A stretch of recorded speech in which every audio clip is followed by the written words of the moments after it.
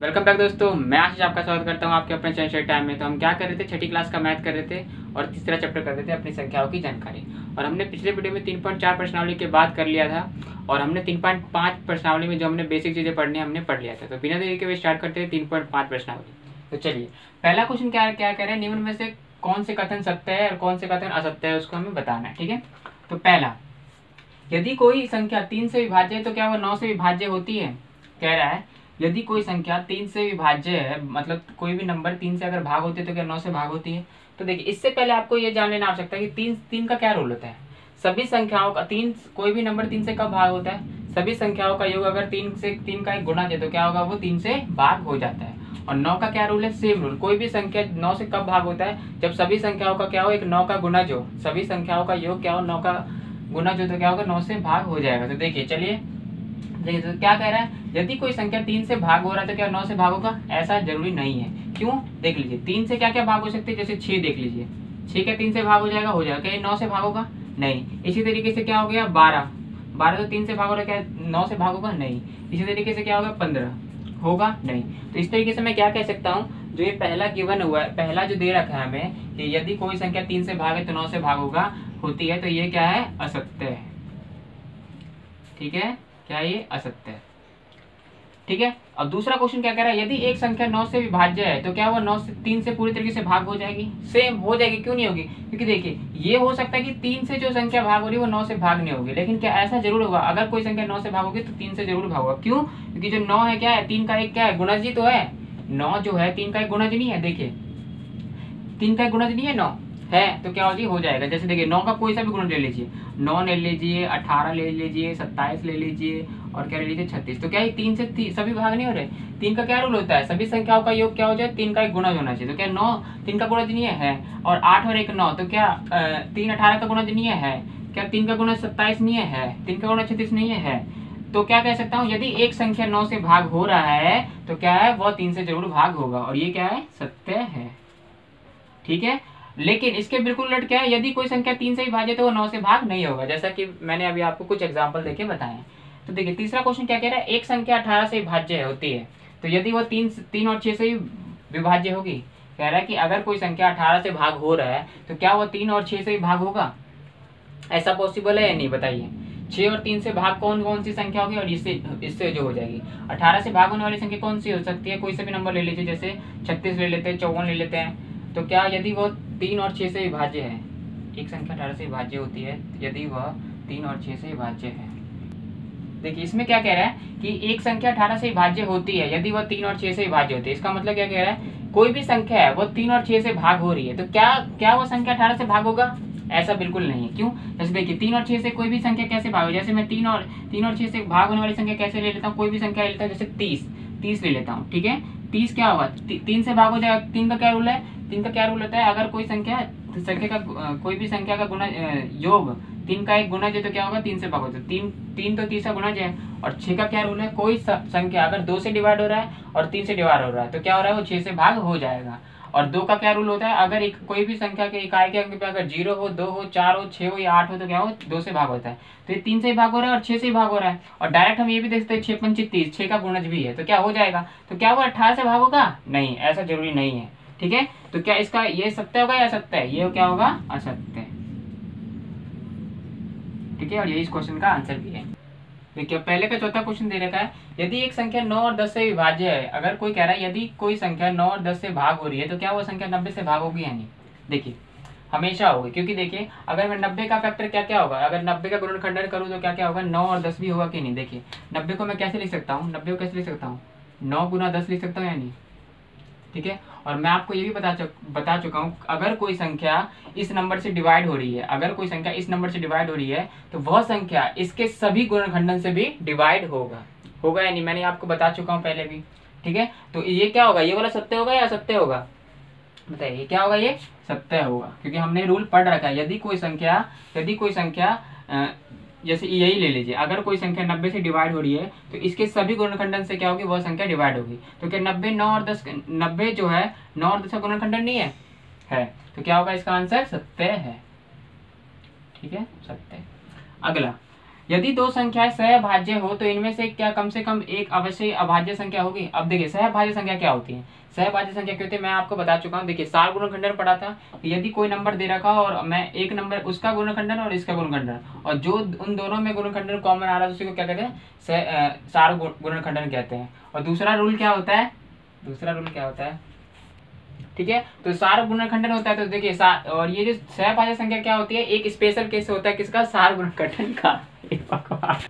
अब देखिए ई करते हैं। देखिए यदि दो संख्याएं सहभाज्य हो तो इनमें से कम एक संख्या एक अवश्य या अभाज्य संख्या होनी चाहिए। देखिए सबसे पहले सहभाज्य संख्या क्या होती है, देखिए मैं आपको बता चुका हूँ सार गुणनखंडन में क्या होता है। सार गुणनखंडन में क्या होता है, यदि कोई दो नंबर दे रखा हो उसका फैक्टर और नीचे वाले संख्या का फैक्टर, और उन दोनों में जो भी फैक्टर कॉमन आ रहा है उसको कहते हैं सार गुणनखंडन कहते हैं। और दूसरा रूल क्या है, देखिए अब करते हैं, ये क्वेश्चन करते हैं। देखिए यदि दो संख्या सहभाज्य हो तो इनमें से कम एक अवश्य ही अभाज्य संख्या होगी। तो देखिए सहभाज्य संख्या क्या होती है, सहभाज्य संख्या मतलब मैंने क्या बताया था, हमने क्या पढ़ा था, सार गुणनखंडन पढ़ा था।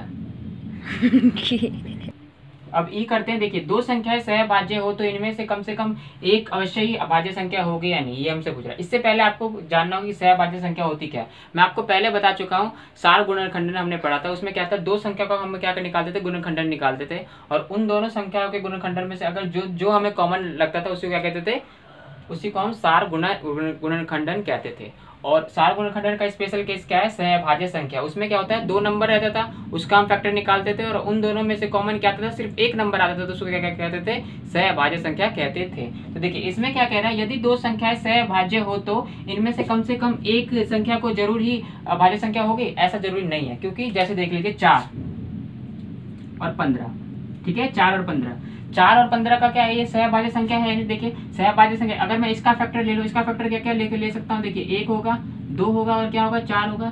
15 का फैक्टर क्या क्या हो सकता है, 1 होगा, 3 होगा, 5 होगा और क्या होगा, 15 होगा। तो देखिए इन दोनों में कॉमन क्या आ रहा है, 1 आ रहा है। तो क्या 4 और 15 सहभाज्य संख्या है। अब दूसरी कंडीशन क्या है, क्या दोनों संख्या क्या भाज्य संख्या नहीं है, 4 भाज्य संख्या होती क्या, भाज्य संख्या वह संख्या होती है जिसका गुणनखंडन वह संख्या जिसके दो या दो से अधिक गुणनखंडन होते हैं उसको क्या कहते हैं, भाज्य संख्या कहते हैं। तो इसके देखिए 2 से तो ज्यादा गुणनखंडन है तो ये भाज्य संख्या है, और ये इसके भी क्या है 4 गुणन, तो ये भी भाज्य संख्या। तो क्या ये जरूरी है कि जब भी दो सहभाज्य संख्या हो और उनमें से जरूरी है कि एक अभाज्य संख्या होगी, नहीं ये जरूरी नहीं है। तो इसका मतलब क्या है, ये जो हमें गिवन है ये क्या है, असत्य है।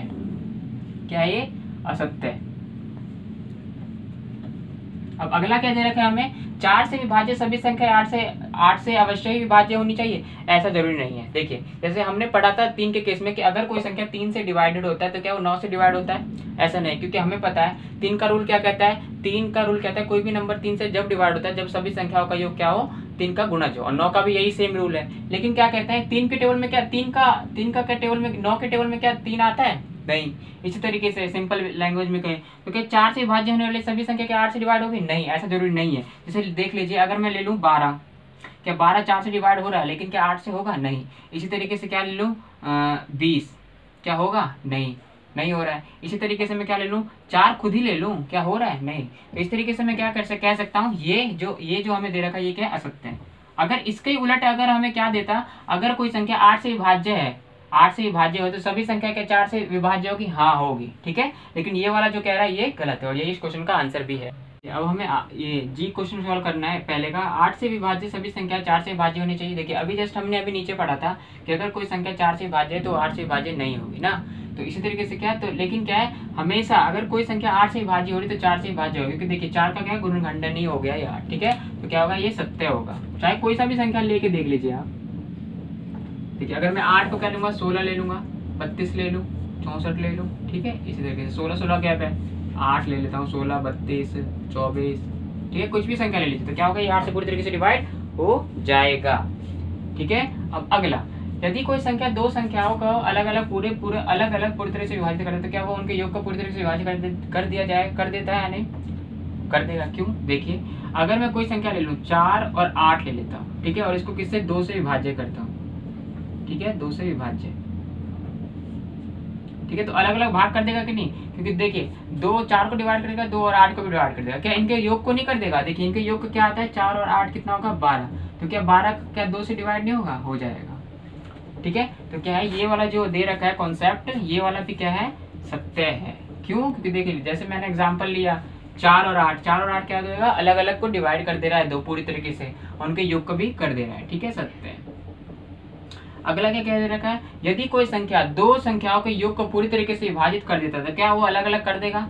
चलिए देखते हैं। देखिए अगर मैं कोई संख्या ले लूँ, एक 7 ले लेता हूँ और +5, तो 7 + 5 कितना हो गया 12। क्या 12 2 से विभाज्य होगा, 2 से विभाज्य होगा, हाँ हो जाएगा, ठीक है, 2 से विभाज्य हो जाएगा, ठीक है, पूरी तरीके से। लेकिन क्या अलग अलग डिवाइड हो पाएगा, 7 को 2 से हो पाएगा, नहीं, 5 भी नहीं हो पाएगा 2 से, तो क्या होगा, ये वाला जो गिवन है वो क्या है, गलत है, ठीक है। तो क्या लिख सकता हूं मैं, असत्य, और यही इस क्वेश्चन का आंसर भी है।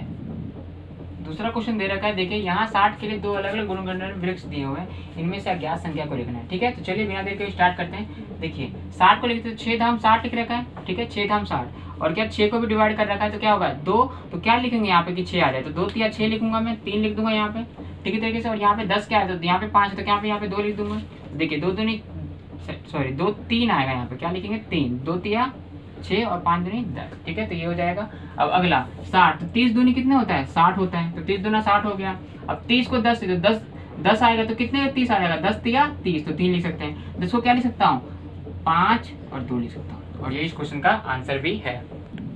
तीसरा क्वेश्चन दे रखा है, देखिए एक अभाज्य संख्या के अभाज्य गुणनखंड में किन गुणनखंडों को सम्मिलित नहीं किया जाता। देखिए अभाज्य गुणनखंडन होता क्या है, जैसे कि हमने कोई भी नंबर है उसका गुणनखंडन निकाला, ठीक है, तो जैसे हमने गुणनखंडन निकाला था 30, जैसे देखिए अगर कोई निकालना, ठीक है, कोई भी गुणनखंडन निकाल रहा हूँ, तो देखिए इसको मैं कैसे लिख सकता हूँ, इसको कैसे लिख सकता हूँ मैं, देखिए 10 तिया 30, इसको क्या लिख सकता हूँ 2 और 5।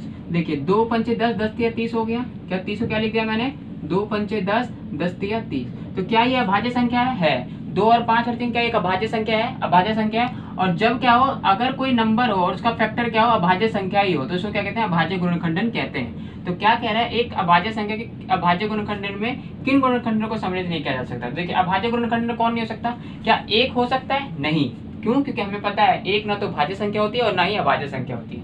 तो क्या लिख सकते हैं हम इसमें, एक भाज्य संख्या के अभाज्य गुणनखंडों में किन गुणनखंडों को सम्मिलित नहीं किया जा सकता, एक गुणनखंडन को अभाज्य गुणनखंड में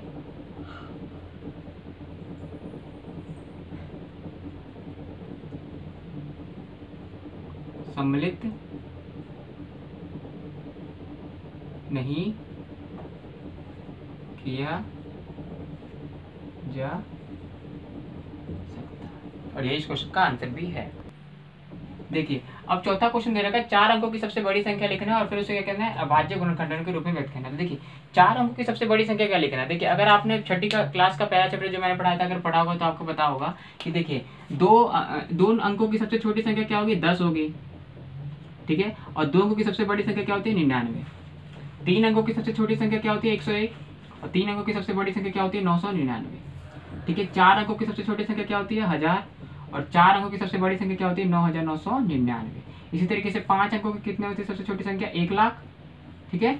और इसी तरीके से क्या हो गया, अगर 5 अंकों की सबसे बड़ी संख्या 99,000, 9,99,999, ठीक है। तो देखिए तो क्या करना है, अभी हमें 4 अंकों की सबसे बड़ी संख्या क्या है, देखिए 9,999, 9,999, उसका क्या अभाज्य गुणन करना है। देखिए ये बड़ा है तो हम इसको क्या कहते हैं, गुणनखंडन वृक्ष के रूप में ना लिख के एलसीएम के माध्यम से कर लेते हैं, ठीक है।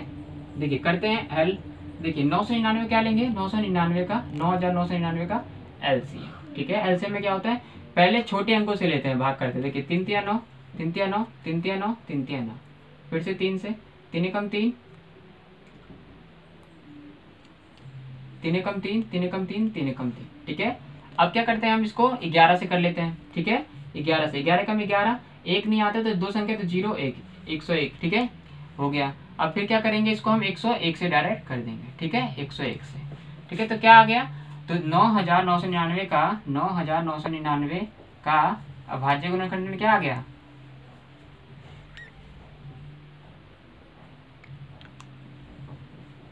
3 गुना 11 गुना 101, और यही इस क्वेश्चन का आंसर भी है। अब देखिए 5वां क्वेश्चन दे रखा है, 5 अंकों की सबसे छोटी संख्या लिखना है और उसका क्या भाज्य गुणनखंड है। देखिए अभी मैंने बताया था आपको कि 5 अंकों की सबसे छोटी संख्या क्या होगी, 1 लाख होगी, ठीक है। 5 अंकों की सबसे छोटी संख्या क्या होगी, 5 अंकों की सबसे छोटी संख्या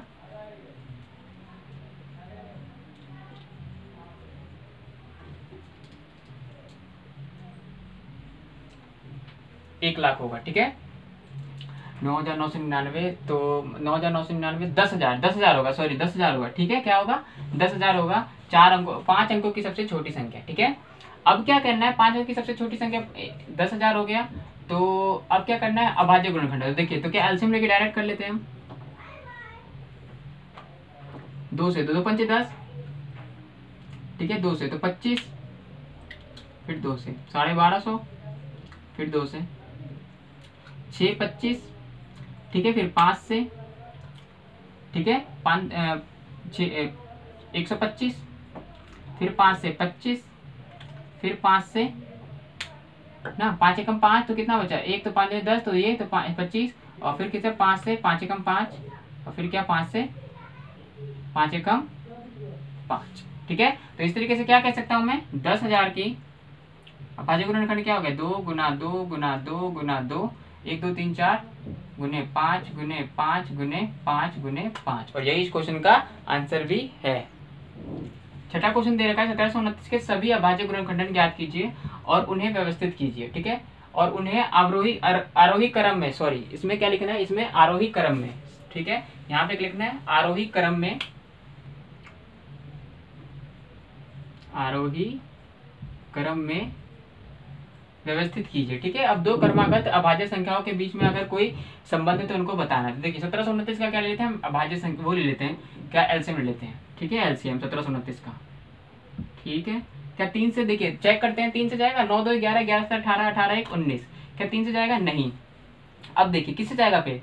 क्या 3 से नहीं जा रहा? तो 7 2 9, 9 7 16 1 17 नहीं जा रहा है, तो 1729 किससे जाएगा? क्या 2 से? 2 से तो नहीं जाएगा, 4 से भी नहीं जाएगा, 5 7 से, 7 दूनी 14, तो बचा कितना? 3, तो 32, 7 चौक 28, तो 4, हाँ 7 से जाएगा। देखिए 7 दूनी 14, तो बचा कितना? 3, तो 32 बन गया, 7 चौक 28, तो 4 बचे, तो 49, तो 49। ठीक है, क्या 7 से फिर से जाएगा? चेक करते हैं, 7 21 3 7 नहीं जाएगा। क्या अब 2, अब किससे जाएगा बताइए? क्या 13 से जाएगा? ये 13 से, 13 कम 13, तो हाँ 13 से चला जाएगा। क्या जाएगा? 13 से, 13 कम 13, तो कितना चाहिए? 11, तो 13 9 117, ठीक है 19। तो क्या अब देखिए कि अब किससे जाएगा? 19 से डायरेक्ट जाएगा। ठीक है, तो क्या हो गया? अब क्या लिख सकते हैं? 1729 का अभाज्य गुणनखंड क्या आ गया?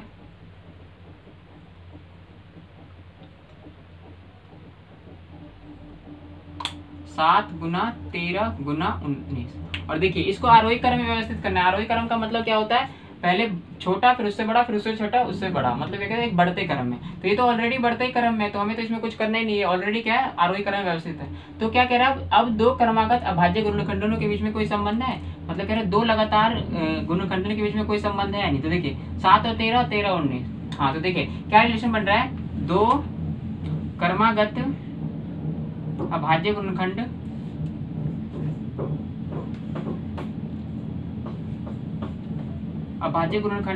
के दो क्रमागत अभाज्य गुणनखंड का अंतर कितना बन रहा है? देखिए 6 बन रहा है दोनों में, का अंतर कितना है? 6। और ये इस क्वेश्चन का आंसर है। तो क्या करते हैं, अब इस वीडियो को हम यहीं पे खत्म करते हैं क्योंकि ये बहुत लंबा वीडियो बनेगा। तो मिलते हैं नेक्स्ट वीडियो में आगे वाले क्वेश्चन के साथ। तब तक के लिए नमस्कार।